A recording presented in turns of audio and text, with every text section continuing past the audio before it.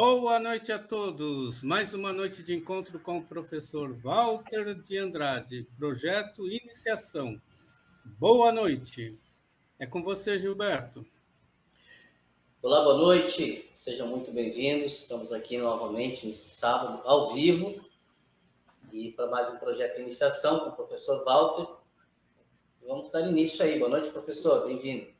Boa noite, queridos irmãos Gilberto Catira, Carlos Nascimento, aos queridos irmãos que estão aqui reunidos nessa noite de grande importância para todos nós, nossa reunião para conversarmos sobre assuntos tão importantes, justamente projeto de iniciação, é isso, produzido aqui, levado a efeito pelo canal Conexão 3005. Então, sejam todos bem-vindos, E esse encontro é destinado a dar a base filosófica e iniciática para aqueles que pretendem seguir o caminho da iniciação, O encontro, a base do encontro é justamente os ensinamentos.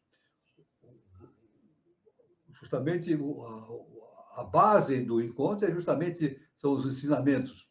Os ensinamentos de Helena Petrovna Blavatsky, e os ensinamentos do professor Henrique José de Souza. Então, aí está essa questão toda. A exposição, o objetivo é a síntese. O objetivo é a síntese do conhecimento a fim de proporcionar aos pretendentes ao caminho da iniciação transformações e valores importantes para essa finalidade. O encontro visa também propiciar ao participante que já esteja no caminho da iniciação a possibilidade de repensar tudo aquilo que foi aprendido e receber indicações para novas reflexões a respeito da sabedoria iniciática. Isso é muito importante, Também o encontro visa. Também o encontro também tem uma finalidade muito importante, que é o de propiciar ao participante que já esteja no caminho da iniciação a possibilidade de repensar tudo aquilo que foi aprendido e receber indicações para novas reflexões a respeito da sabedoria iniciática. Outra finalidade, nós sempre deixamos bem claro, outra finalidade do encontro é propiciar a reflexão a respeito do momento evolutivo que a humanidade está vivenciando neste início do século XXI e início da Era de Aquários. Sempre lembrando que o Brasil é o berço da nova civilização, pátria do Avatara Maitreya, isso, patrimônio da Ordem de Cristo. Então, todos aqueles que têm uma consciência de quinta dimensão devem trabalhar para esse objetivo, levar o Brasil para seu destino futuro, justamente para ser o berço de uma nova civilização. Aqueles que estiverem fazendo o caminho contrário, trabalhando contra isso, evidentemente, responde por um karma muito pesado diante da lei cósmica justa e perfeita. E esse karma vem, inevitavelmente. Então, as pessoas que estão no caminho da iniciação, seguindo o projeto de iniciação, têm que pensar muito bem sobre esse momento importante que o planeta Terra está passando, e o Brasil. É um momento importantíssimo, Nós temos que tomar muito cuidado e fazer o quê? Trabalhar pela obra do Eterno na face da Terra e levar o Brasil, pátria da Avatara, para o seu destino, para ser justamente o berço de uma nova civilização. Muito bem. Todos nós sabemos que, através dos nossos instrutores superiores, que para que uma pessoa siga o projeto de iniciação, desenvolva o seu projeto de iniciação, é necessário que essa pessoa se filie a uma escola iniciática. A pessoa pode escolher a escola iniciática da sua preferência, mas nós aqui, do canal Conexão 3005, nós indicamos que a pessoa se filie à Sociedade Brasileira de Obiose e venha aqui estudar os assuntos relativos ao conhecimento superior, à ciência iniciática das idades, e principalmente receber os ensinamentos através das revelações do nosso augusto mestre, professor Henrique José de Souza. Como é que se faz para fazer o início desse início de caminhada? Muito simples. Entra no Google, digita lá, busca do Google, Sociedade Brasileira de Obiose, vai aparecer o site de Obiose.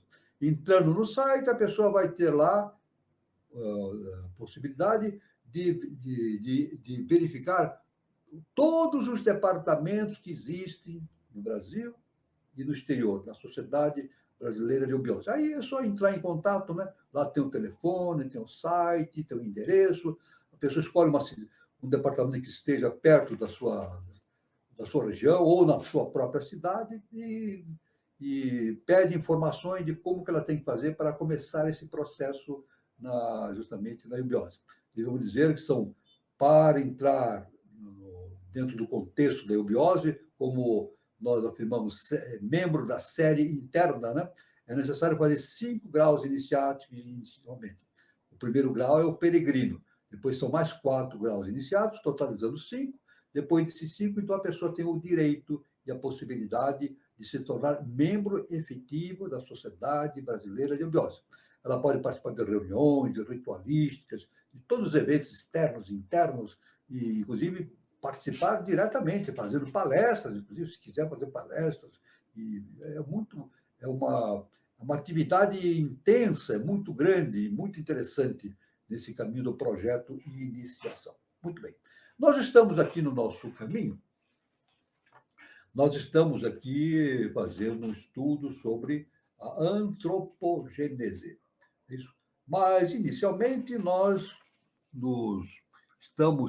sempre fazemos análises de assuntos importantes que dão embasamento para o entendimento da antropogênese e da cosmogênese também, evidentemente.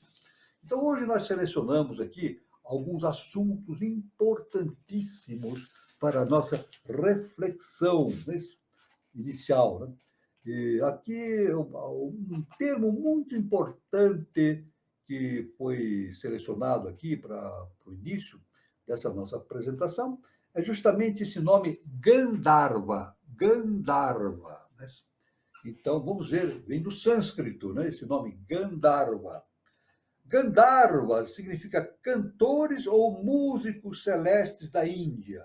Olha só, nos Vedas, essas divindades revelam aos mortais os arcanos do céu e da terra e a ciência esotérica.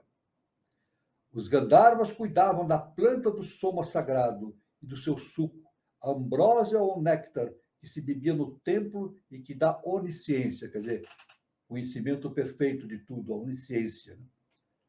O Gandharva do Veda é a divindade que sabe e revela aos mortais os segredos dos céus e as verdades divinas em geral. Essa é a função do Gandharva, né? Na antiga Índia, e evidentemente continua existindo, né? Sempre existirão o que nós denominamos de Gandharvas. Cosmicamente, os Gandharvas são as potências agregadas do fogo solar e constituem suas forças. Psiquicamente, são a inteligência que reside no Sushumna, ou raio solar, o mais eminente de todos os 7 raios. Misticamente, são a força oculta no Soma, a lua ou planta lunar, e a bebida feita com ela. Fisicamente, são as causas fenomenais. E espiritualmente, as causas numenais do som e da voz da natureza. Veja bem, Gandharvas são entidades de hierarquia e são veículos, e fisicamente são as causas dos fenômenos, né? E também dos númenos, aquilo que acha-se por trás dos fenômenos, que dão as causas que dão origem aos fenômenos. Né? Por isso são denominados os 6.333 cantores celestes e músicos no paraíso de Indra, que personificam até em número os vários e múltiplos sons da natureza. Veja bem, eles dirigem, geralmente fazem essa produção dos sons da natureza, os Gandharvas. Olha que coisa importantíssima, né? Nas alegorias posteriores, disse que tem um poder místico sobre as mulheres e que são a elas afeiçoados.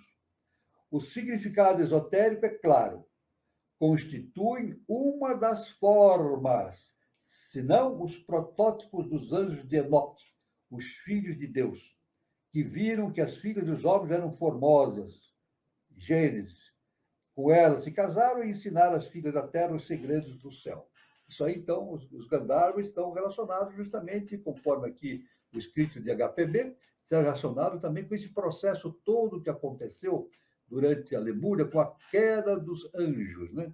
Então, a própria HPB fala o seguinte, que constitui uma das formas, se não os protótipos, olha só, dos anjos de Enoque, os filhos de Deus, que viram as filhas dos homens, que viram que as filhas dos homens eram formosas, e com elas se casaram, e ensinaram às filhas da terra os segredos do céu. Veja bem, então, esses anjos caídos, né, a queda dos anjos, eles tiveram que necessariamente encarnar-se em corpos humanos. Isso está na Bíblia. É isso? Está na Bíblia, a queda dos anjos. E corresponde à ciência iniciática das idades, justamente ao período de metade do desenvolvimento da raça lemuriana, quando houve a queda dos anjos, ou seja, a Lúcifer e as suas hostes, no qual os Gandharvas, então, estavam lá, pertenciam a essas hostes. Né? Então, diz a Bíblia que eles se apaixonaram pelas mulheres terrenas, né? E, evidentemente, com elas se casaram. Com elas se casaram significa o quê? Trouxeram arquetipalmente o germe de um DNA mais evoluído. Veja bem, tudo provém da forma arquetipal. Então, eles mesmo trouxeram aquele germe do DNA mais desenvolvido para que, na espécie humana, se tornasse evidente e se desenvolvesse a tríade superior. É isso?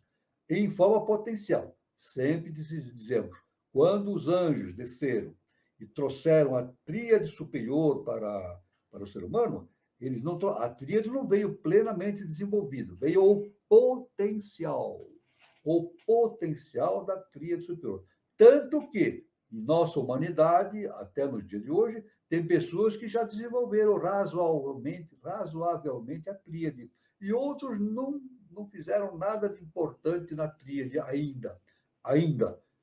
Terão que ser levados para campos específicos de evolução para poderem desenvolver essa tríade superior, que tem que ser desenvolvida inevitavelmente. Então, isso aí é muito importante nessa questão da antropogênese, que a doação da tríade superior ela foi dada como um potencial.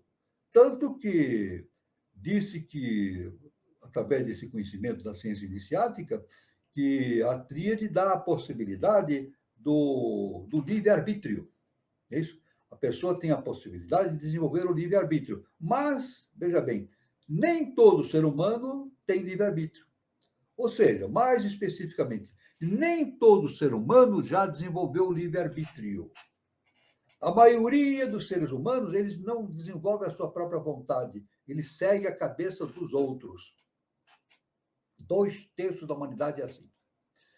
Veja bem o que eu estou falando. 2/3 da humanidade não conseguiram ainda desenvolver a tríade superior e não conseguiram desenvolver essa capacidade do livre-arbítrio, de seguir a sua própria determinação interna. Então, a maioria da humanidade segue a cabeça dos outros. Isso não é um processo, é um processo que não corresponde ao projeto evolutivo que é destinado ao ser humano. Não?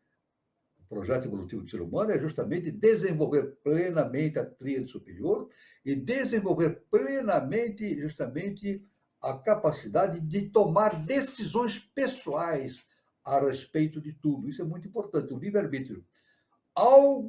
O mais importante na consciência, ou talvez uma das coisas mais importantes que existe na consciência humana, é justamente essa determinação, essa possibilidade de tomar as suas próprias decisões. Isso é muito importante, tomar as suas próprias decisões. Isso corresponde ao caminho do autoconhecimento. Veja bem, então aí está tudo isso que nós falamos sobre os Gandharvas, que fizeram parte na queda dos anjos, são seres especialíssimos, né?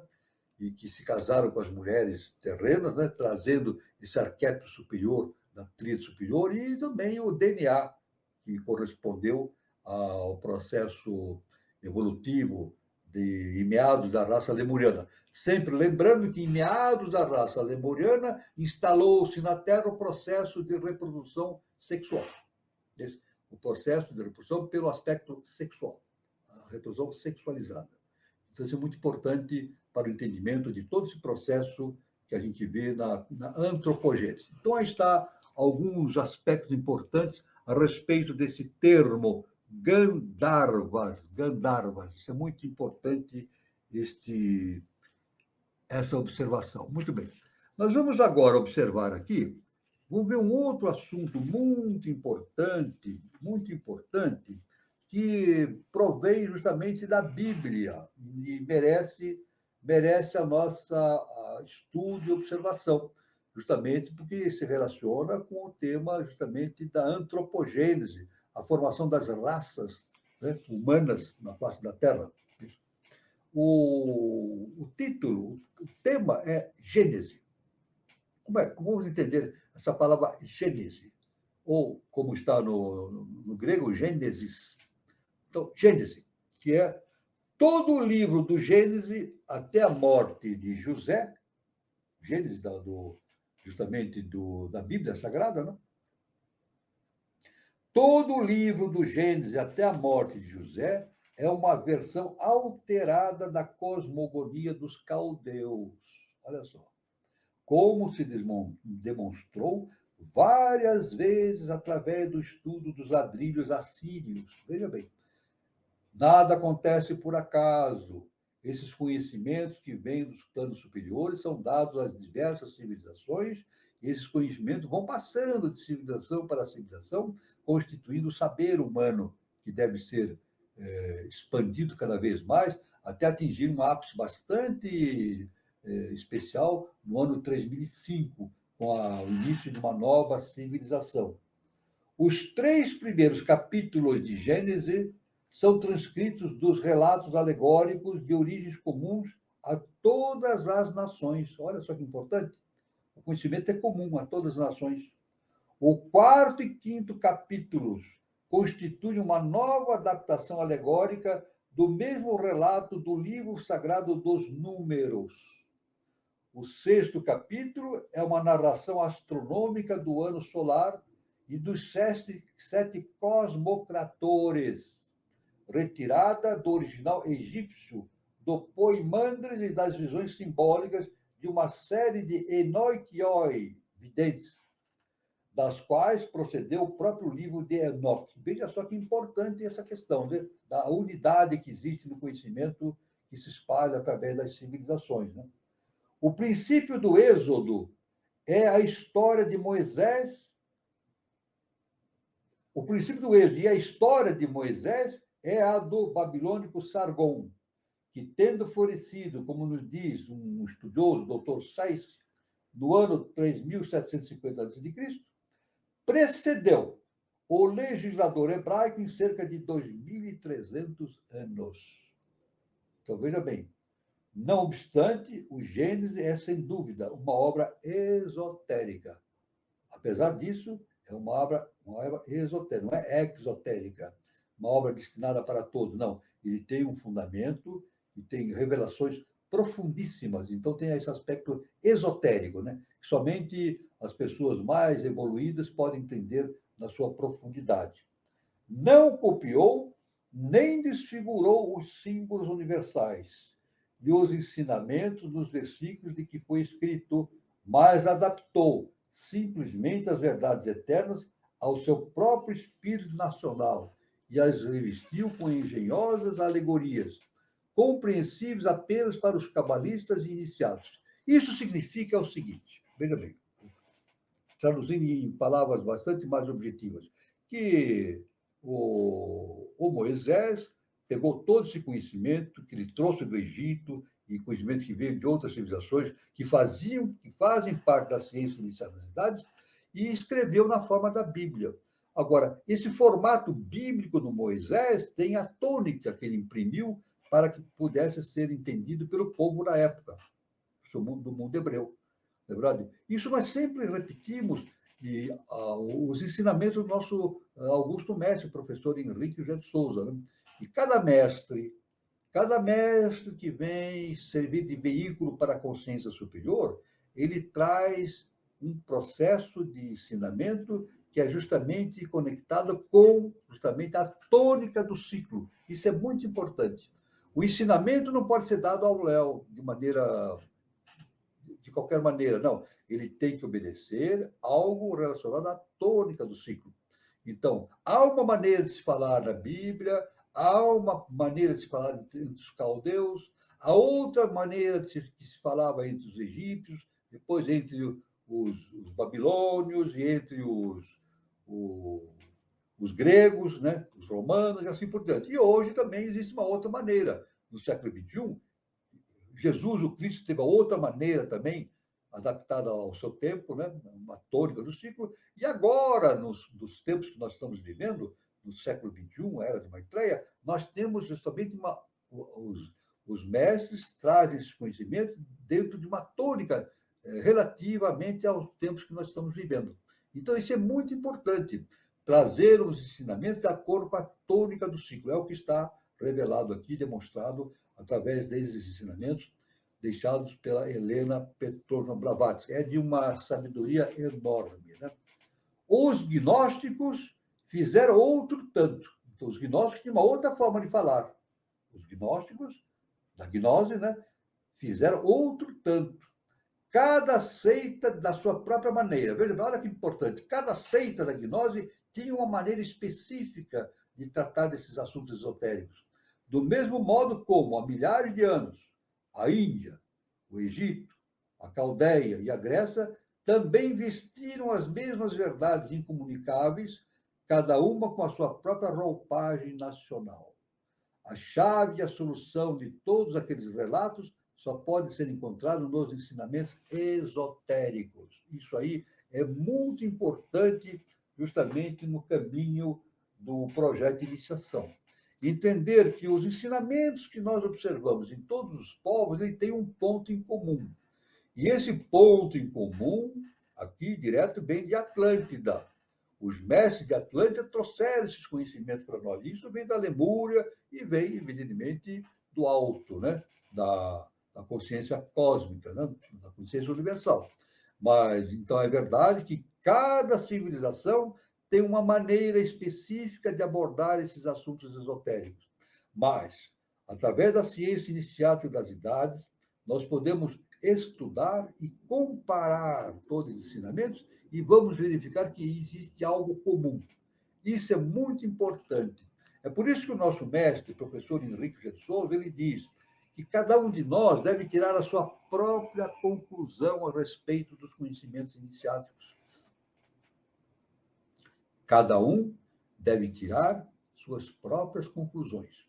Então, cada um que está no caminho da iniciação, está fazendo o seu projeto de iniciação, tem que fazer o quê? Estudar, pesquisar, verificar todas as fontes, comparar, ver a analogia que existe e, principalmente, ver justamente a homogeneidade dos conhecimentos, significando que provém de uma fonte comum, o eterno, a lei superior.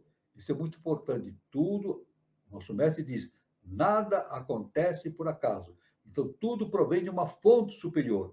E nós podemos ver através do autoconhecimento que essa unidade de conhecimento existe. Existe e podemos entender e aferir isso pela comparação dos conhecimentos esotéricos das muitas civilizações que a humanidade tem. Isso é muito importante, então, no estudo da cosmogênese e da antropogênese, fazer esse estudo comparativo. Isso é importantíssimo. Então, está alguma coisa a respeito que nós podemos falar sobre Gênese. Gênese, uma coisa muito importante a esse respeito. Né?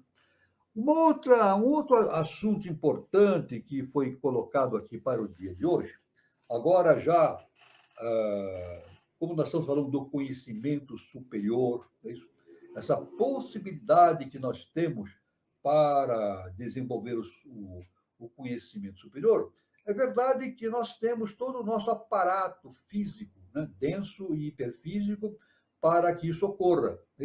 nós temos as nossas glândulas de secreção interna, temos os chakras, temos os corpos hiperfísicos, né? O corpo físico e os corpos hiperfísicos, né? Então, são meios, são veículos nossos, do nosso corpo centenário, para que isso se manifeste.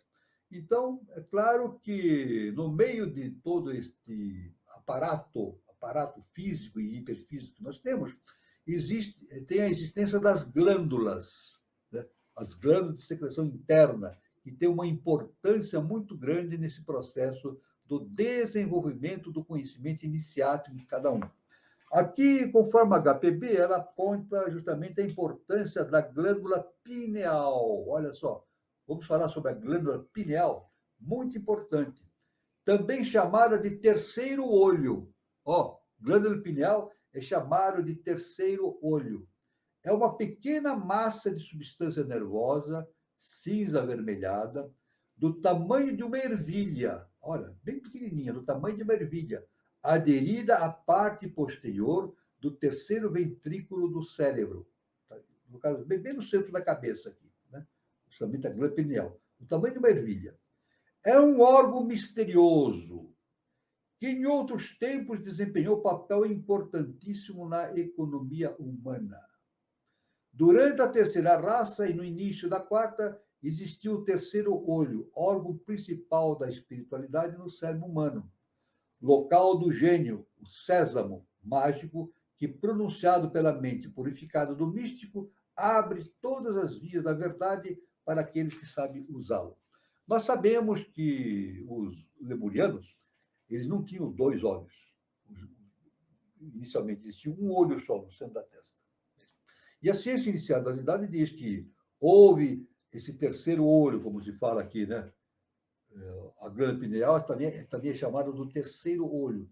Esse terceiro olho se interiorizou e, conforme a antropogênese, deu origem, justamente através da ação das forças superiores, né?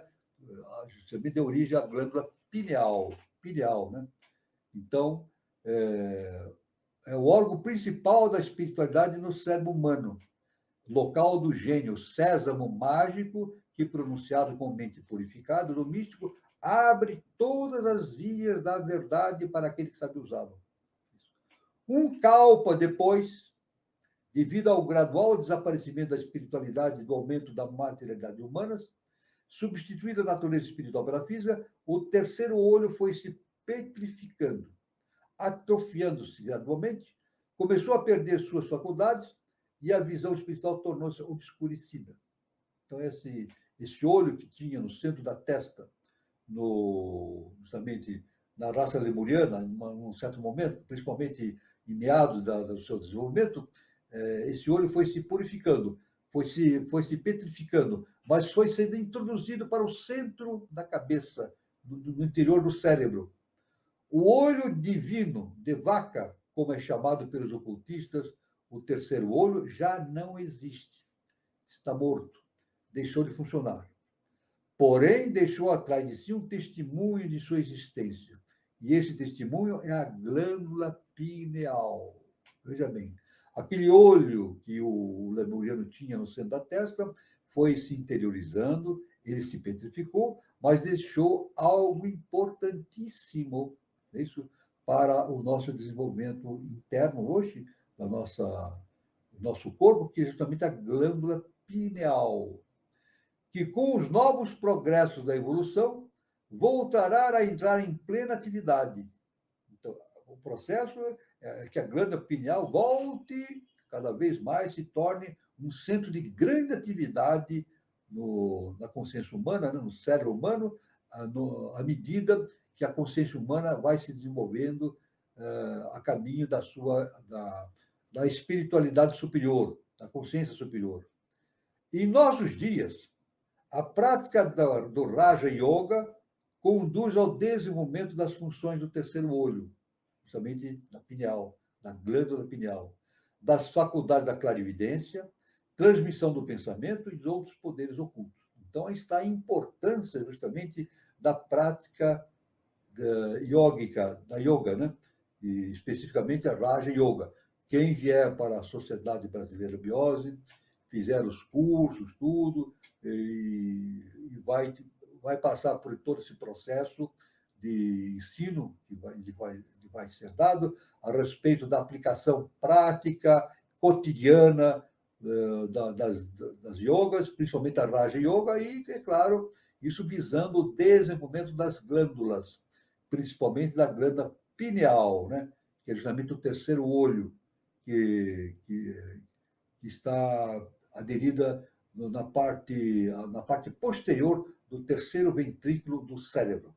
Aí está, então, algo que nós queremos falar a respeito dessa importante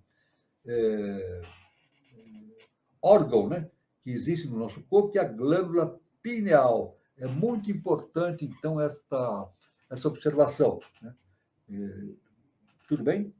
Agora, em seguida, nós vamos ver aqui um outro ponto muito importante, que dentro do processo de entendimento de todo esse procedimento grandioso que é a antropogênese e a cosmogênese, nós vamos ver aqui algo do sânscrito chamado gunas. Gunas. Vamos fazer observações e estudos a esse respeito, que é muito importante. Gunas, qualidades, atributos. Significa fio, corda, função, virtude, mérito. É constituída por 3 gunas, modos, modalidades, qualidades ou atributos, chamado, respectivamente, Sattva, Raja e Tamas. Então, existem 3 gunas, 3 modos de vibração universal. Justamente Sattva, Raja e Tamas, são as 3 gunas, que não são meros acidentes na matéria, não são meros acidentes da matéria, não, mas são da sua própria natureza e entram em sua composição. Então, gunas é importantíssimo para a realização do projeto de desenvolvimento centenário do nosso corpo humano, não só do nosso corpo humano, mas do universo inteiro, né? O universo inteiro é caracterizado pela presença dessas gunas, né? Sattva, Rajas e Tamas. Podemos traduzir de modo aproximado os 3 gunas da seguinte maneira. Sattva relaciona-se com a bondade, a pureza, a harmonia, lucidez, verdade, realidade e equilíbrio. Veja só, Sattva. Rajas está relacionado com a paixão, o desejo, a atividade, a luta, inquietude, afã, dor e etc. E Tamas está relacionado com a inércia, a apatia, tenebrosidade, confusão, ignorância, erro, etc. Veja bem que são 3 patamares. Né? São 3 patamares ligados ao processo de manifestação da consciência humana e de todo o universo. Né? Os 3 gunas estão universalmente difundidos na natureza material. Então, toda a natureza material tem a presença dos gunas, Sattva, Rajas e Tamas. Existem em todas as criaturas, determinando o caráter ou condição individual através da proporção que se encontram reunidos em cada um dos seres. Então, dependendo da condição que existe, Sattva, Rajas e Tamas define a qualidade de existência do ser, espiritual ou materialmente falando. Né? Então, dependendo da proporção em que se encontram esses 3 gunas, Sattvas, Rajas e Tamas. Assim, vemos que Sattva é a qualidade que predomina sobre as outras no mundo dos deuses. Sattva, então, é algo superior, que predomina no mundo dos deuses, né? Que dá justamente a bondade, a pureza, a harmonia, a lucidez, a verdade, o equilíbrio. Né? Isso é muito importante. Rajas é a que predomina na espécie humana. Raja da espécie humana. Justamente, Rajas ligado com a paixão, o desejo, a atividade, a luta, a inquietude, dor, etc. E Tamas é a que prevalece nos brutos, nos reinos vegetal e mineral. Tamas realmente é a materialidade. Predomina no aspecto mais denso da matéria. Tamas. Isso é muito importante. Né? Não há nada, pois, exceto o espírito puro, que esteja completamente livre dos gunas. Nem há um só ser, nem um só ponto do universo onde não exista pelo menos uma parte mínima de cada um deles. Cada parte do universo sempre vai ter um pouco de rajas, sattva, rajas e tamas. Não é isso? Na matéria caótica ou não manifestada, os três gunas encontram-se em perfeito equilíbrio. E então todas as potências e energias que aparecem no universo manifestado repousam numa inatividade comparável à de uma semente. Porém, quando se rompe tal equilíbrio, produz-se uma forma, uma manifestação. E toda manifestação ou forma é produto de Prakriti, em que há predomínio de um dos gunas sobre os dois restantes. Sattva e Tamas não podem por si só entrar em atividade.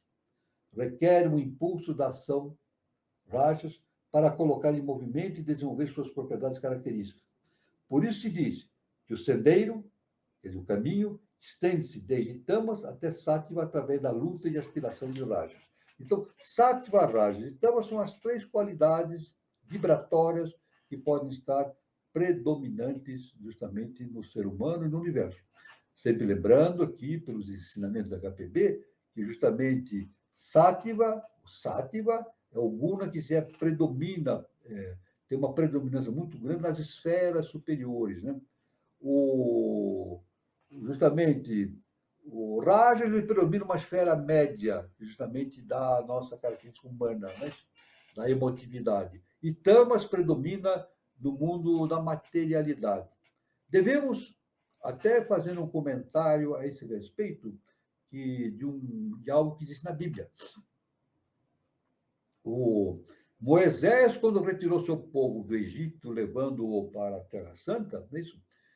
No momento, ele atravessou o Mar Vermelho. É isso? E na Bíblia diz que ele afastou as águas do Mar Vermelho. É isso? Ele levantou, assim na Bíblia está escrito, ele levantou o cajado, as águas se abriram, as águas do Mar Vermelho, as águas se abriram, e eles passaram a pé enxuto. Quando chegaram do outro lado, as forças do faraó vieram atrás, perseguindo os judeus, né? Perseguindo os judeus. Só que no momento que eles entraram justamente onde havia baixado a água imediatamente voltou e eles morreram afogados com o restabelecimento do nível de água no Mar Vermelho. Muito bem. Agora, o nosso mestre, o professor Henrique Santos Souza, ele diz que essa questão do Mar Vermelho, da abertura do Mar Vermelho, é apenas uma forma, vamos dizer assim, pictórica, né? Vamos dizer assim, ilusória de se falar a respeito do assunto. Na verdade, o que aconteceu foi o seguinte, que Moisés conduziu o seu povo evitando que eles pisassem em Tamas, que é justamente a parte da materialidade. Isso. É por isso que Moisés ficou com o seu povo lá no deserto na Península Arábica, né? Na Península do Sinai, e ficou lá mais de 40 anos rodando, 40 anos. Esperando o quê? Fazendo a purificação da sua raça, cada vez mais. Eliminando tamas da sua raça, a parte da materialidade, para conseguir que quando entrasse na Terra Santa, não é isso? Prometida, uma raça melhorada e transformada estivesse ali, pronta para entrar na Terra Santa. Evidentemente que nós podemos dizer, 40 anos circulando ali no deserto, isso realmente não dá para entender o porquê. Agora, entendemos o porquê, né? O nosso mestre, o professor Henrique de Souza, explica esse fato através disso que eu acabei de explanar. Não é isso? Por quê? Veja bem, se a gente fizer uma linha do Cairo até Jerusalém, é uma distância como daqui até o Rio de Janeiro. Não é mais do que isso. O Brasil é muito grande. É como se alguém fosse a pé de São Paulo até o Rio de Janeiro. Se alguém quiser ir a pé de São Paulo até o Rio de Janeiro, ele vai em 10 dias. Em 10 dias ele faz esse caminho, 300 quilômetros. Ele faz isso andando 5 quilômetros, uma velocidade de 5 quilômetros por hora. Em 10 dias ele fala, até descansando durante a caminhada. Aliás, fazia isso, né? No tempo do Império, né? As pessoas viajavam entre São Paulo e Rio de Janeiro a cavalo, né? Tinha as estações de muda, né? Trocavam de cavalo durante o trajeto, né? Dormiam, talvez, muitas vezes dormiam durante o trajeto, nas fazendas, e assim. Então, essa é a mesma distância do Cairo até Jerusalém. Agora, Moisés não ficou 40 anos girando no deserto. Não por causa da distância, mas porque ele tinha como Manu, ele era um condutor de povos, então ele tinha que fazer a transformação do seu povo, de tal maneira que quando chegasse à Terra Santa, o povo já estivesse num nível melhor, mais avançado. Então ele ensinava ao seu povo, trazendo as mensagens superiores, né, do cosmos, ensinava frequentemente ao seu povo, etc., até que trouxe a pedra dos 10 mandamentos, né, no Sinai, e assim por diante, preparando o seu povo para a missão que esse povo deveria desenvolver. E, nessa sequência, nós temos depois, mais tarde, o surgimento do augusto mestre celestial, Nosso Senhor Jesus o Cristo, para a realização desse projeto de transformação, né, da humanidade para novos tempos. Então, aí está, veja bem como é importante essas coisas. Por isso que eu sempre afirmo, né, em todo esse processo de estudo desses assuntos de enorme transcendência, os nomes são muito difíceis da gente memorizar, né? Existem muitos nomes, datas e nomes de raças, etc, etc. As pessoas por vezes se atemorizam diante disso, né? Diante dessa enorme quantidade de conhecimento, de datas, nomes, etc. Mas a pessoa não deve se atemorizar com isso, porque isso vai sendo guardado aos poucos isso vai sendo memorizado, isso pelo conhecimento iniciático que a pessoa vai adquirindo. O importante de tudo, o mais importante, é entender como as coisas funcionam. Isso é importante. Como a origem das coisas, de onde vem esse conhecimento, que vem justamente dos mundos célicos, dos mundos superiores, não é isso? De onde vem esse conhecimento e de que nada acontece no planeta Terra, a não ser que seja projetado por arquétipos superiores. Nada acontece no planeta Terra que não tenha vindo de uma forma, de um padrão, um padrão superior, né? Então, isso é muito importante. Tudo vem de cima, né? Então, como nosso mestre, citando Salomão, né? Citando os ensinos de Salomão, ele fala que Salomão disse: não existe nada de novo sobre o sol. E está em Eclesiastes, né? Na Bíblia, em Eclesiastes. Salomão falou assim: nada existe de novo sobre o sol. Tudo já existe. Tudo já existe aonde? Nos mundos superiores, em forma arquetipal. E dessa forma arquetipal é projetado na face da Terra até nós. Nós somos formas que somos produzidos por formas arquetipais. Na verdade, isso é muito importante. Então, é muito importante o entendimento para aqueles que estão justamente fazendo o seu projeto de iniciação, no caminho do seu autoconhecimento, verificar a importância de saber como as coisas funcionam, ter uma visão geral do funcionamento do universo. Depois, as coisas, particularmente, vão se apresentando, a pessoa vai entendendo parte por parte, e o conhecimento, evidentemente, vai se ampliando. Ou seja, os horizontes vão se abrindo. Os horizontes vão se abrindo. Isso é muito importante, então, nesse conhecimento transcendental.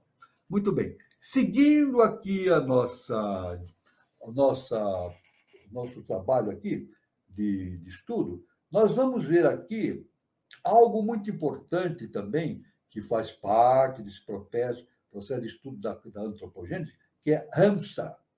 O nome Ramsa, também proveniente do sânscrito, né? Ramsa significa cisne ou ganso, segundo os orientalistas, a ave mística do ocultismo, análogo ao pelicano dos Rosa-Cruzes, Ramsa. Nome místico sagrado que, quando precedido da palavra Kala, tempo infinito, origina a palavra Kalahansa. É um dos nomes do Parabrahma e significa ave que está fora do espaço e do tempo. Por esta razão, Brahma, masculino, é denominado Hansa Vahana, veículo de Hansa. Então, Brahma é veículo de Hansa, essa árvore, o cisne, o ganso, essa árvore superior do conhecimento. Né? Esta mesma ideia é encontrada no Zohar, onde se diz que a Insuf, ou seja, o infinito e perpétuo, desce para o universo para objetos de manifestação, utilizando o Adam Kadmon, ou a humanidade, como veículo. Opostamente, as ideias correntes entre os orientalistas ocidentais, expostas anteriormente, Brahma neutro ou Parabrahma, refere-se a Hansa Vahana, isto é, que utiliza o cisne como seu veículo, enquanto o Brahma masculino, o criador, é o verdadeiro Kalahansa. A palavra Hansa decompõe-se em Ahansa, eu sou ele. Ela pode ser composta também por dessa maneira, Ahansa, ou eu sou ele. Ou então, dividida de outra maneira, Sohan, ele é eu. Assim é que numa única palavra está contido o mistério universal, a doutrina da identidade da essência humana como a essência divina. Daí o hieróglifo e a alegoria sobre Kalahansa ou Hansa e o nome dado a Brahma, neutro, e posteriormente a Brahma, masculino, e o Hansa Vahana, aquele que utiliza o Hansa cisne como seu veículo. A mesma palavra pode ser lida como Kalahansa, ou eu sou eu, na eternidade do tempo, correspondendo ao bíblico, ou melhor, o zoroastrino, eu sou o que sou. Foi o que, na sarça ardente, quando Moisés encontrou a divindade superior e com ela falou, antes de receber a pedra dos 10 mandamentos, muito antes, no fenômeno da sarça ardente, a sarça ardente, que era o eu superior falando com ele, disse para Moisés que era a função dele levar seu povo para a terra prometida. Então, Moisés perguntou para essa voz que falou com ele na sarça ardente, e como é que eu vou falar? Que nome que eu darei ao Senhor? Que nome que eu vou dar para o Senhor? Como é que eu vou falar isso para o meu povo? Quem é o Senhor?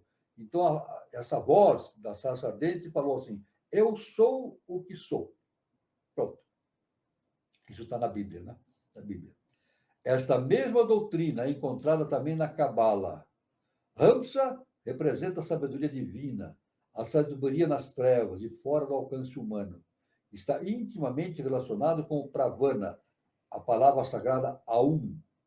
A asa direita é a esquerda é U, e a cauda M. Então, aí está muito importante essa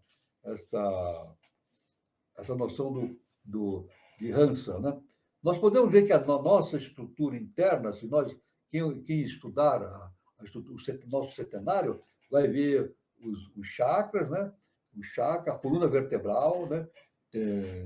Duas serpentes se enrolando ao redor de Sushumna, que representa a coluna vertebral, e no início tem uma ave com asas abertas. Essa é justamente Hamsa, ou Kalahansa, justamente a árvore da sabedoria.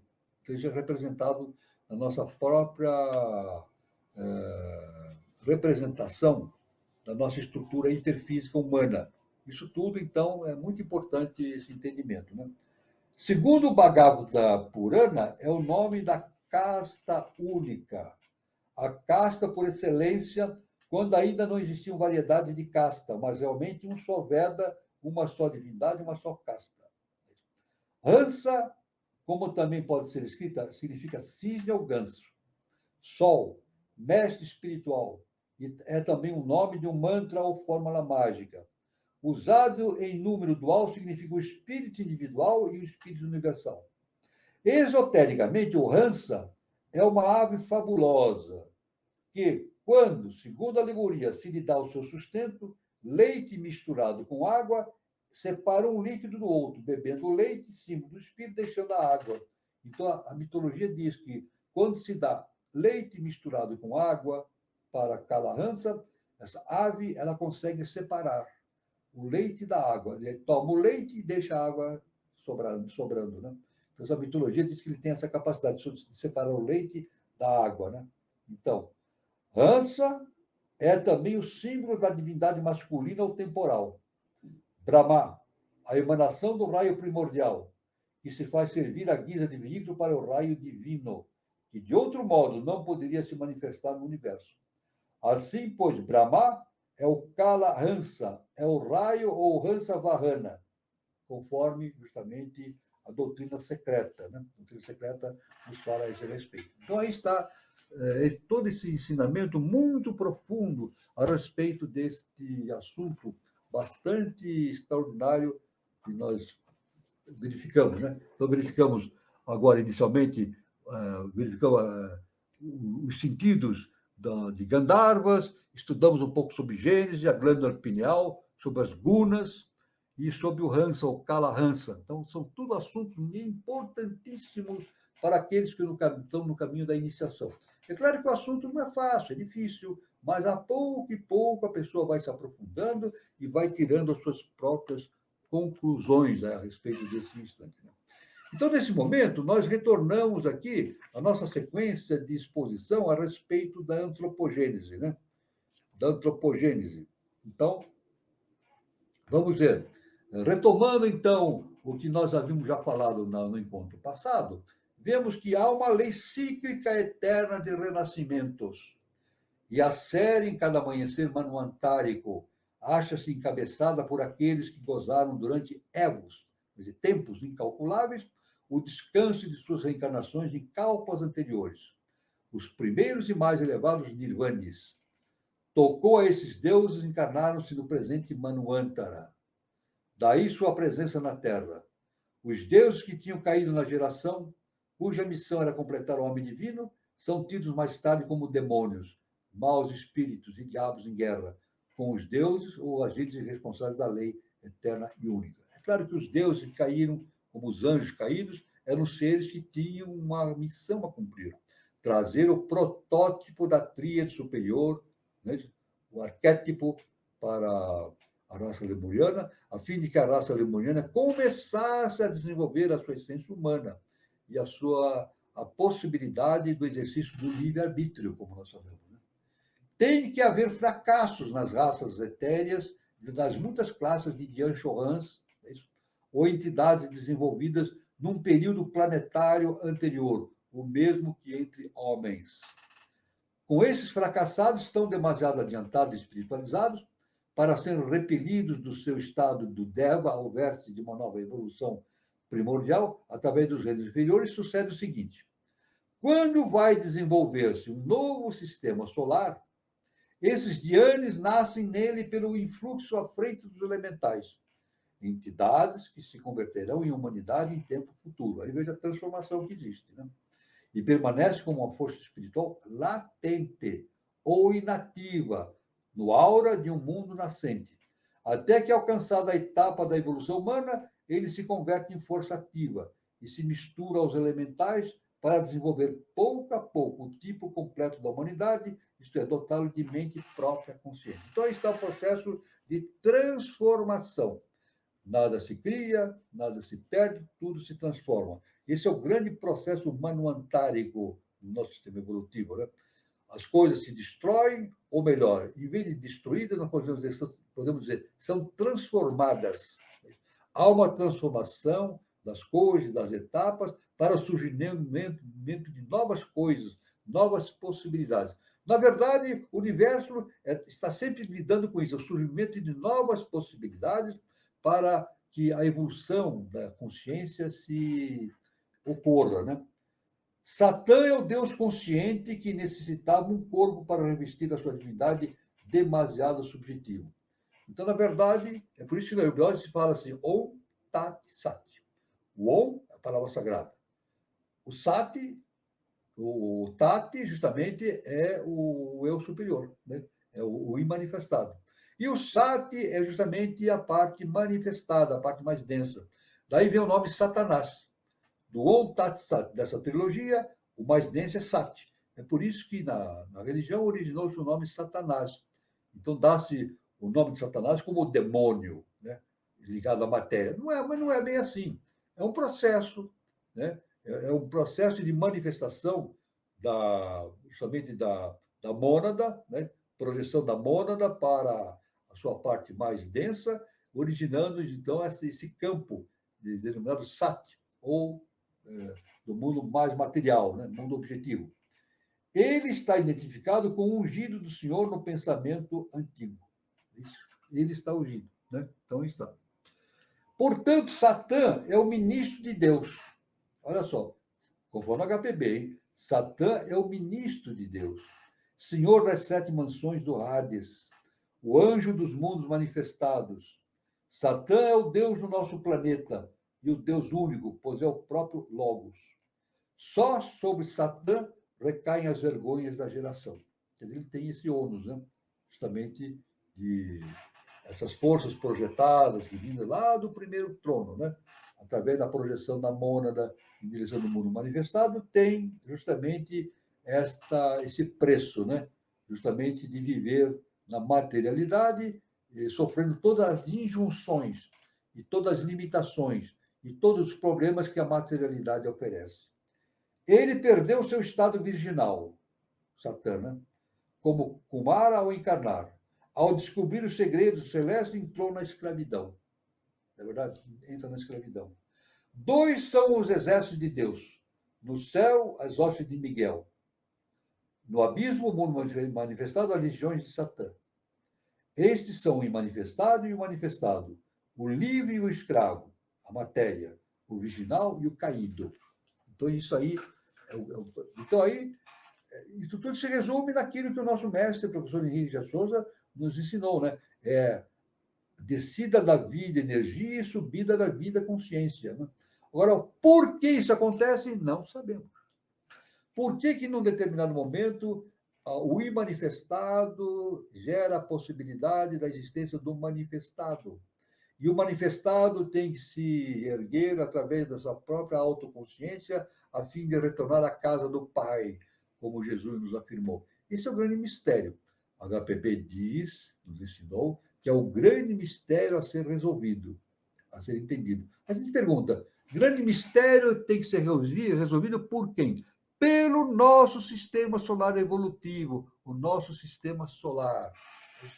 Todos aqueles que vivem no sistema solar devem um dia entender o significado disso, essa relação que existe entre o imanifestado e o manifestado. Isso é o grande mistério do nosso universo, né? E, quiçá, do universo como um todo, né? Se é que a gente possa falar disso, porque isso aí já extrapola muito aos nossos conhecimentos. Se o próprio nosso sistema solar nós temos dificuldade de entender, imagine o universo como um todo, algo inexpugnável, por enquanto, para nosso entendimento. Né?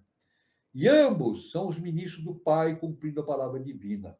Justamente, como diz aqui, as hostes do Miguel e as hostes de Satã, de cima e de baixo.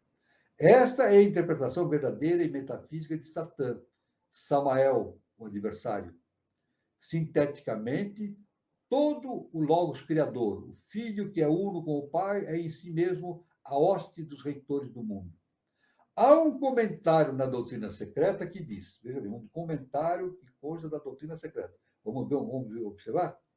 A menos que sejam mantidos unidos pelo princípio médio, o Atman e Budi, os 2 princípios superiores, só pode ter individualidade na Terra por meio do ego humanas, que se reconhece a si mesmo.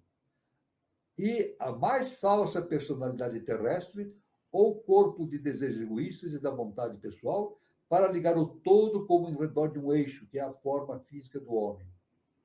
Os 4º e 5º princípios, o Kumarupa e o Manas, são os que contêm a personalidade dual. O ego real e imortal se assimila aos 2 superiores, e a personalidade falsa e transitória, o corpo astral, assim chamado alma animal humana, tendo que estar ambos estreitamente unidos no objeto de uma existência terrestre completa. Diz o comentário, esse mesmo comentário ao qual o HPB se refere, O semelhante produz o semelhante, e não mais na gênese do ser. E a evolução, com todas as suas leis condicionais e limitadas, vem depois. Os existentes por si mesmos são chamados criações, porque aparecem no raio espiritual, manifestados pela potência inerente da sua natureza não nascida, que está fora do tempo e do espaço. Olha só, fora do tempo e do espaço. O Rupa celeste, quer dizer, a criação divina, o que está aí em cima, cria o homem em sua própria forma. É uma ideação espiritual resultante da primeira diferenciação e do primeiro despertar da substância manifestada universal. Então, está a manifestação da substância universal manifestando-se no plano físico mais denso, né? Essa forma é a sombra ideal de si mesma.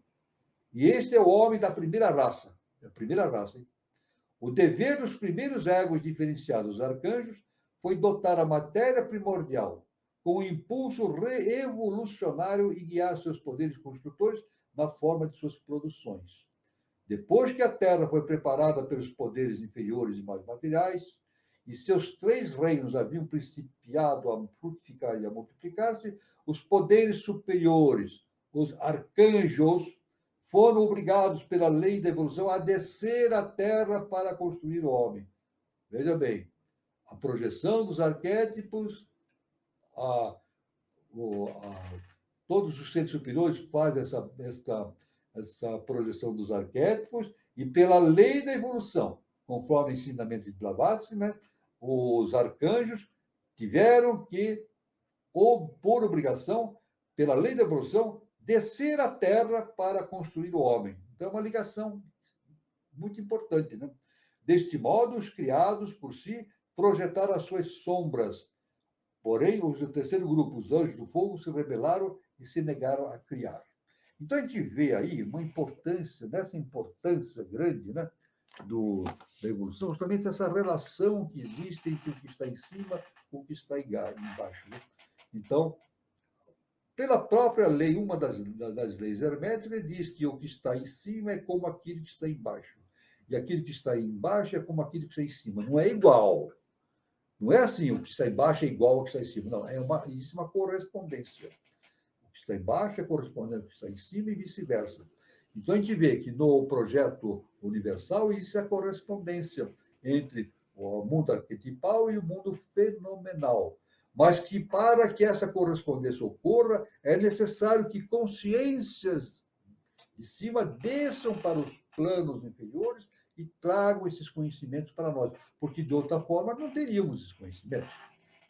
É por isso que temos aí, ao redor da história, a existência de muitos seres de enorme evolução, como o próprio Cristo, Jesus o Cristo, e outros tantos, né? Se a gente for numerar aqui, teríamos uma lista enorme, né, de seres que se projetaram na Terra para trazer esses conhecimentos superiores para a nossa consciência divina. Agora, é claro que eles trazem esse conhecimento para nós, não simplesmente para encher a nossa consciência de conhecimento, não. É para dar condições para que nós mesmos entendamos. Entender o quê? A nós mesmos. Isso? Para que nós projeções da divindade, né? Projeções da mônada, possamos entender a nós mesmos. Né? Por isso que Jesus, um desses grandes mestres que vieram à Terra para nos ensinar, nos disse: conhecereis a verdade e a verdade vos libertará. É isso? Conhecer a verdade é justamente o autoconhecimento, o conhecimento de si mesmo, e isso nos liberta das nossas próprias limitações. Então, isso é uma visão extraordinária desse processo da cosmogonia, né? E todos devem, da antropogênese, né? E todos devem se ater e procurar entender para produzir dentro de si mesmo o processo evolucional através do autoconhecimento. Muito bem, querido irmão Carlos, é o que eu tinha de início para falar, né, nessa apresentação, e eu passo a palavra ao nosso irmão Carlos para a gente continuar o nosso encontro, o nosso programa Projeto Iniciação. Nossa, professor, o senhor deu uma pincelada em vários assuntos e é interessante, né, esse nosso processo de evolução aqui da humanidade, né? E interessante que a gente está sempre, professor, em sintonia com as forças superiores, né? Sattva, Rajas e Tamas. Isso por si só já daria para a gente desenvolver esse processo de evolução e de ter esse entendimento de nós mesmos, porque se o que está em cima é semelhante ao que está embaixo, então nós somos deuses, né? Então a gente devia ter essa conexão de maneira mais rápida, né? Muito bem, exatamente. Esse é o processo. Nós temos esta possibilidade de recebermos estes ensinamentos superiores, né, que são dados pelas consciências superiores, que nos dão a possibilidade desse desenvolvimento interno, né? Mas a questão toda é o seguinte, também, isso é muito importante. Não é só simplesmente ouvir e guardar, memorizar, não é simplesmente isso. Isso tem que ser digerido, tem que ser repensado, né? O nosso mestre diz: cada um deve tirar as suas próprias conclusões. Isso é o mais importante, é isso, é tirar as próprias conclusões. O próprio Jesus, o próprio mestre Henrique de Souza, ele diz que não é somente a explanação, o ensinamento pode vir de qualquer grande mestre, de Jesus, qualquer grande mestre universal, mas é necessário para o ser humano ouvir essa explicação, fazer a sua memorização, claro, né? Meditar, comparar e tirar as próprias conclusões. É por aí que existe o processo do projeto de iniciação, a autotransformação, né? O autoconhecimento. Isso é muito importante, né? Então, o nosso mestre diz: o mestre aponta o caminho no início. Depois o discípulo segue o seu caminho sozinho, até que no final ele encontra o mestre dentro de si mesmo. Ele encontra Deus dentro de si mesmo, o seu autoconhecimento. Essa é a grande verdade, né? Então, esse é o grande mistério em que se reduz esse processo do autoconhecimento, da evolução espiritual. Muito boa a sua observação, Carlos. Muito boa. Excelente. E você, Gilberto, tem alguma colocação? Nossa, bastante coisa, né? Tem bastante comentário aqui. Tem O bastante pessoal no chat perguntas, hoje comentário. pessoal Está tá bem batendo, movimentado hoje. o pessoal está trocando uma ideia aqui no chat, isso é muito bom. Então, vou aproveitar o pessoal que está animado aí. Antes da gente passar para as perguntas, vou deixar apenas uns recadinhos aí, né, da nossa live, aos que estão acompanhando. Compartilhe, né, o conteúdo, manda aí para um colega, para um amigo, para uma pessoa que gosta desse tema, né? Ajuda a divulgar a nossa aula, que eu sempre comento aqui, que é de conteúdo exclusivo. Então, do professor, curta aí clica no botãozinho do curtir, compartilha o conteúdo, envia para um colega. E se ainda não é inscrito no canal, clica no sininho aí, tem embaixo, se inscreve no canal. Todas essas ações ajudam o nosso canal a ter relevância. E se você está aqui agora e por um acaso não tenha a sua dúvida aqui esclarecida por alguma razão de tempo, qualquer outra questão, você pode depois escrever no próprio vídeo aqui embaixo, no canal, né? Tem espaço para você escrever comentário. Ou se você estiver assistindo ao vídeo depois, aí na internet, né? Não seja ao vivo, também você pode assistir e tem a oportunidade de ter a sua pergunta respondida. Basta escrever aqui que o professor responde a todos os questionamentos. Beleza, Carlos? Vamos lá. Vamos lá. O senhor viu alguma pergunta? O Júlio Teixeira, os 2/3 sem livre-arbítrio, pode colocar essa. Vamos comentar isso aí? Vamos. Os 2/3. Pois não. Isso. Os 2/3 sem livre-arbítrio podemos comparar proporcionalmente com vídeos de milhares de ouvintes e com um conteúdo deste com apenas 30. No momento faz sentido? Veja bem, é claro, veja bem. Isso aí, nosso irmão Júlio sempre faz importantes apreciações a esse respeito. Então, nós vemos que o planeta Terra é assim, acontece isso com os 2/3 da humanidade. Né? Às vezes, assuntos sem importância, coisas assim, fúteis, coisas bem superficiais, tem milhões e milhões de pessoas ouvindo, atentos, aquele negócio todo, né? E coisas importantes da espiritualidade são poucas pessoas que ouvem. Né? Isso faz parte. Isso aí também tem um significado importante. As escolas de iniciação são para poucos. Vamos falar isso? Se a gente for nas escolas de iniciação, são poucas as pessoas que se dedicam à escola de iniciação, porque muito poucos se interessam pela profundidade desses conhecimentos. Né? Se nós formos nas religiões, as religiões são milhares e milhares de pessoas pelo mundo inteiro. Agora a gente diz assim, isso é errado ou certo? Não é errado, não tá certo, não é bem nem mal. É o que acontece, é o que acontece. Cada um dentro do seu plano específico, né? Porque a religião tem uma maneira de falar. Agora, a linha iniciática tem outra maneira de falar, né? Quem está na linha iniciática, da iniciação, ele tem que necessariamente se desprender dos seus egos, desprender-se das suas pretensas convicções íntimas, né?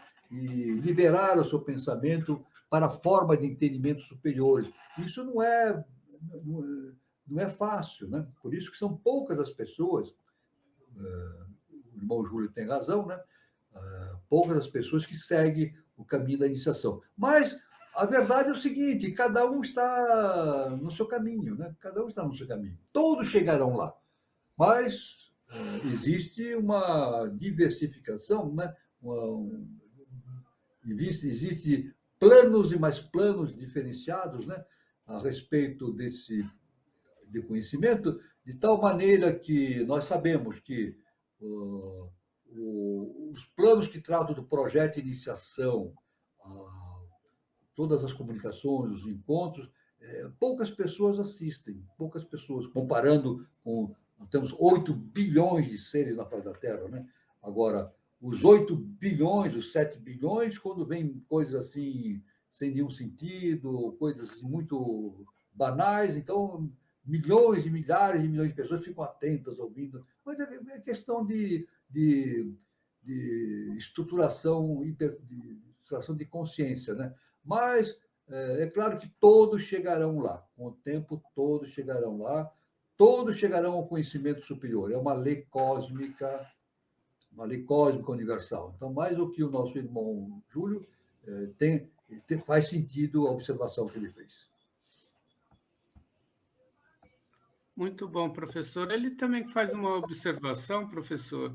A yoga da série interna não será para despertar a pineal num certo movimento com os olhos?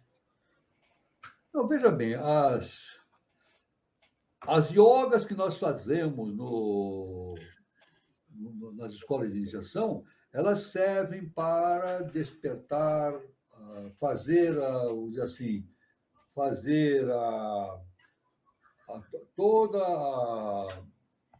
a organização dos veículos hiperfísicos e, evidentemente, as glândulas de secreção interna vão entrando em consonância com esse processo. Né? As yogas agem diretamente sobre as glândulas de secreção interna. Né? São 7 também, né? Veja bem, são 7 planos e são 7 glândulas de secreção interna. Não é por acaso que são 7. Tanto que o endocrinologista trabalha justamente baseado em 7 glândulas endócrinas.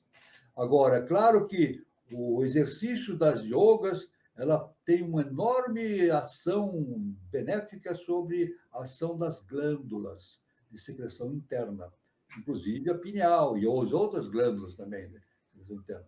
Então, isso é muito importante, o benefício que causa para o ser humano a prática das yogas, né? Esse é um benefício não somente espiritual, mas um benefício físico também, né?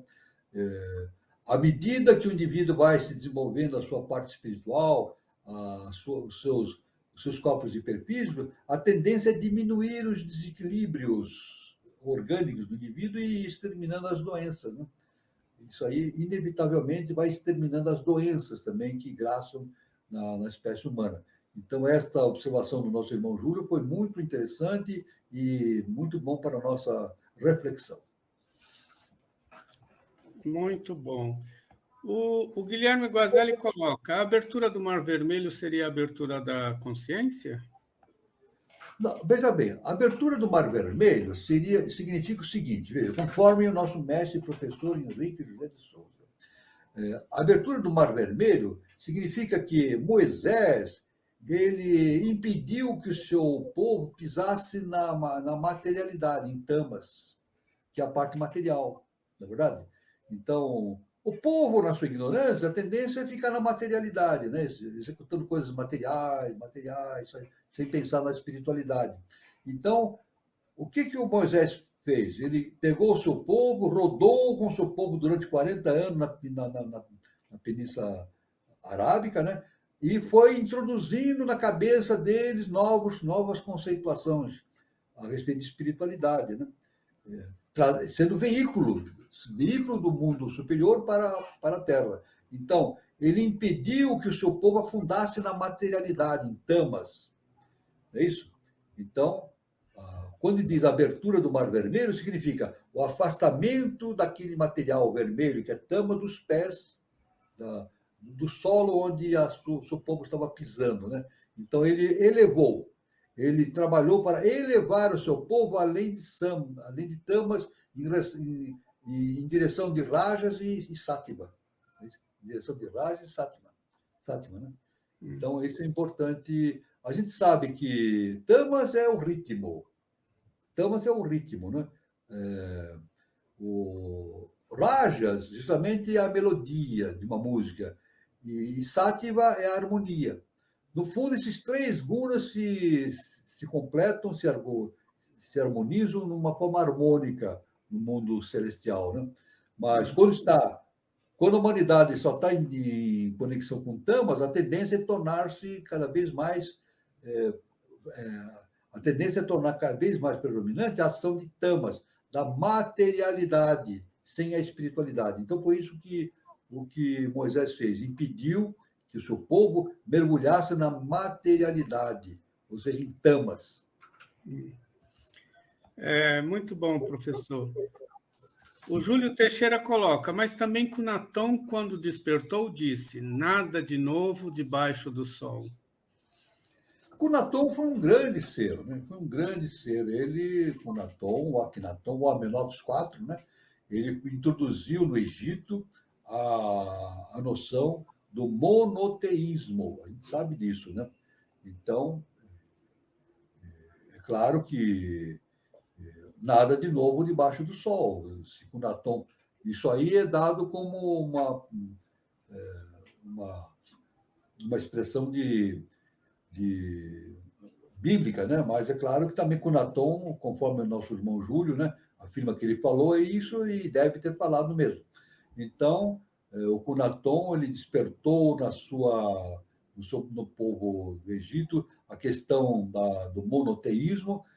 Não foi para frente porque depois o seu filho, né, o seu sobrinho, né,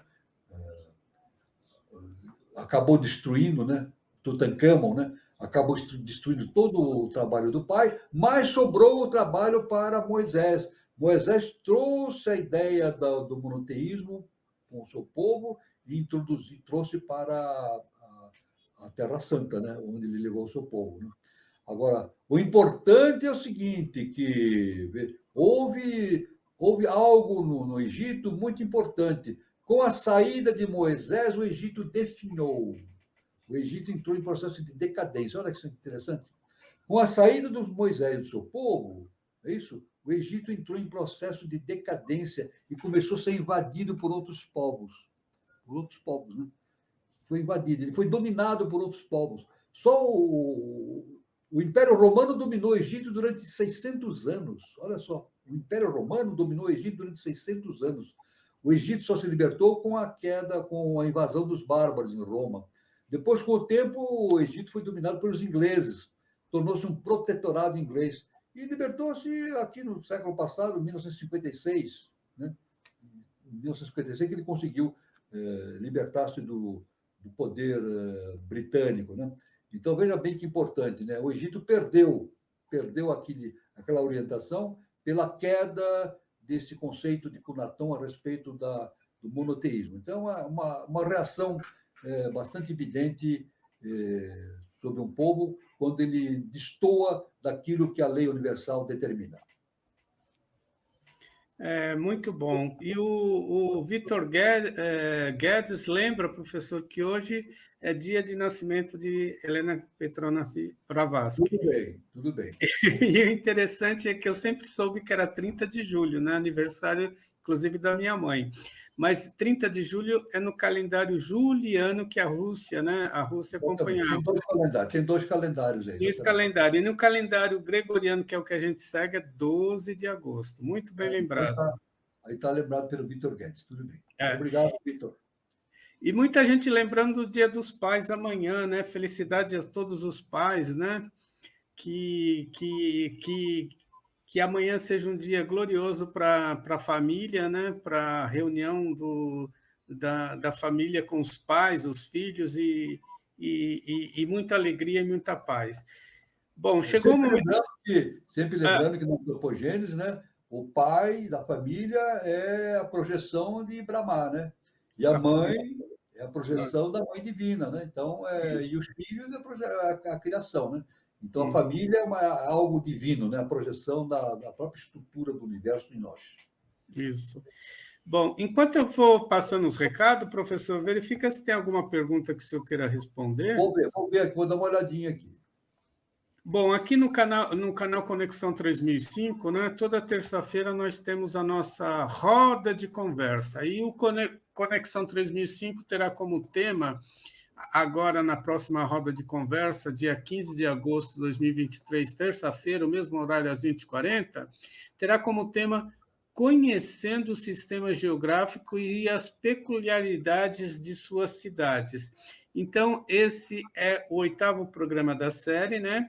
Então, vai falar sobre os 3 sistemas geográficos que temos aqui no Brasil e vai falar sobre suas tônicas e ciências de cada cidade sagrada, os aspectos sociais, econômicos e culturais e a conexão sagrada, cósmica e iniciática, né?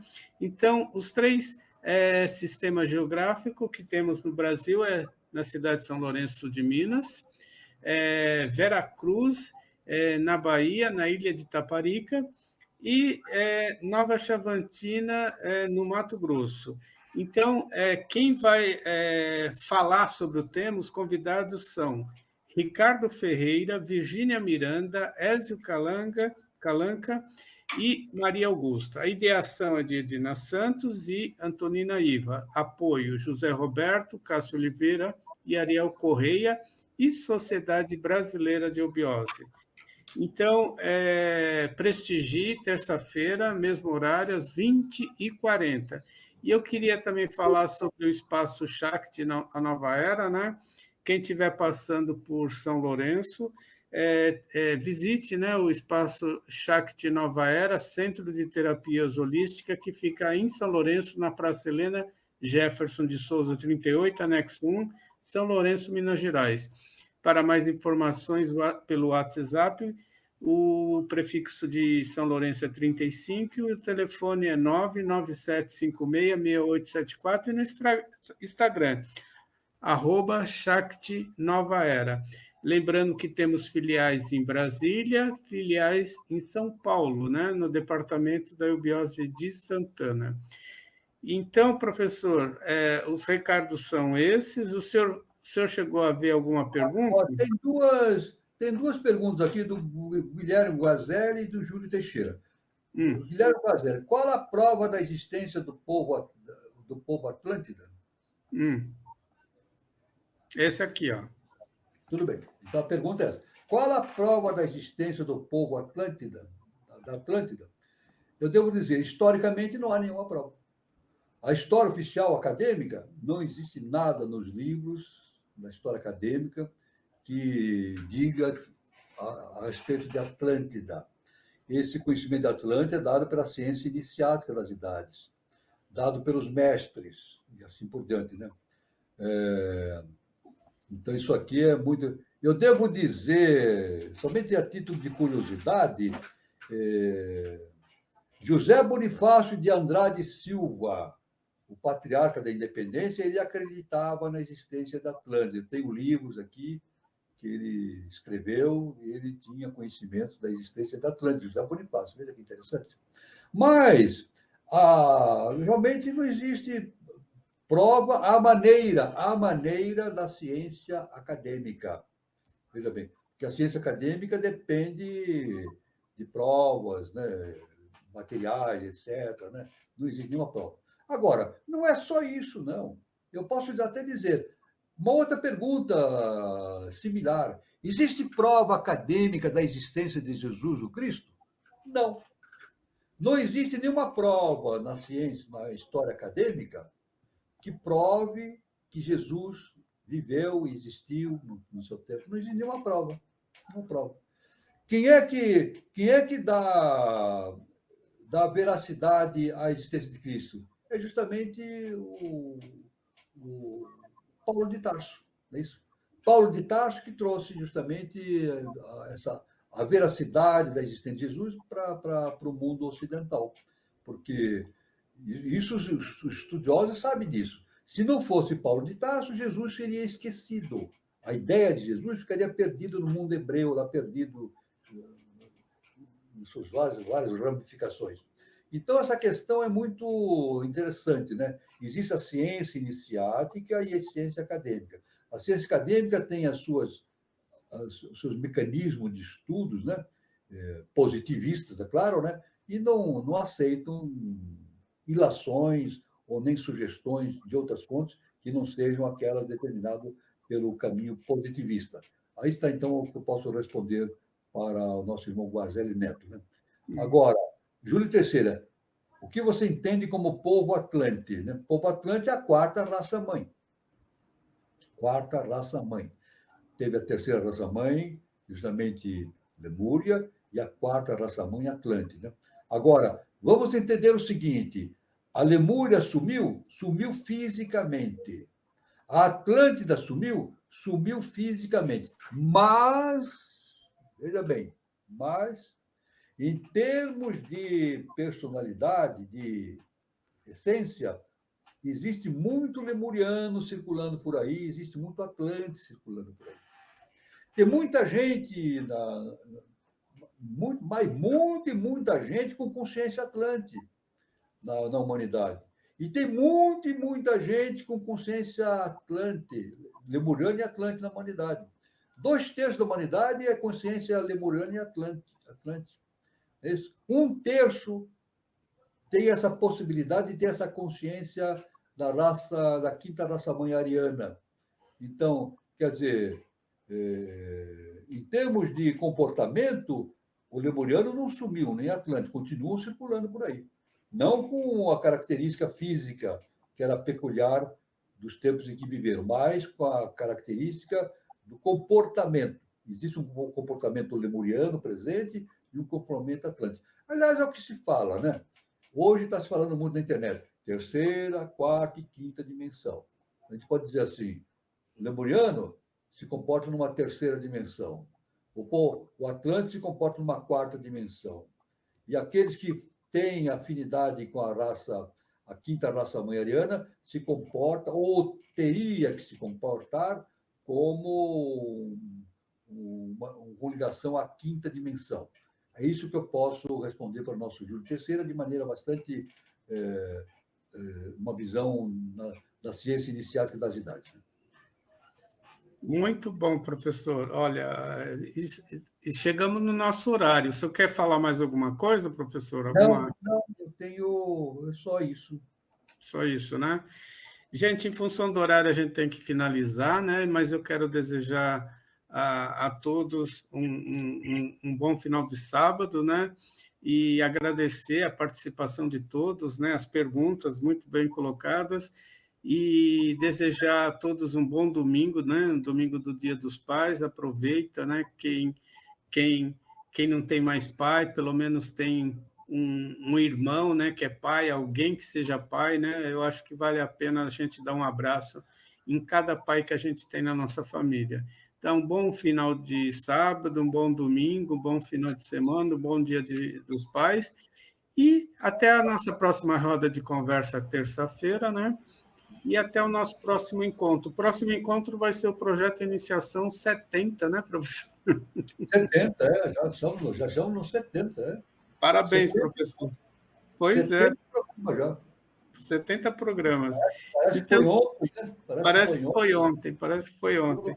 70, olha só que coisa. Ah. Então, pessoal, quero agradecer, tudo de bom e até o próximo encontro. É com você, Gilberto. Isso aí, deixar um abraço a todos, bom finalzinho de sábado, né? E um bom domingo. E aproveite bem aí o Dia dos Pais. Nos encontramos aqui novamente na terça e novamente no sábado aqui no Projeto Iniciação. Boa noite, professor. Boa noite a todos, ao nosso irmão Carlos, nosso irmão Gilberto Cartira, a todos os nossos irmãos que fizeram presentes aqui no nosso encontro. Foi maravilhoso, foi muito gratificante e vamos nos encontrar aqui sempre nas terças-feiras, né? No canal Conexão 365, terças-feiras, e aos sábados aqui no nosso programa Projeto de Iniciação. Como eu sempre digo, luz, paz e amor para todos e fiquem todos com Deus e até a próxima.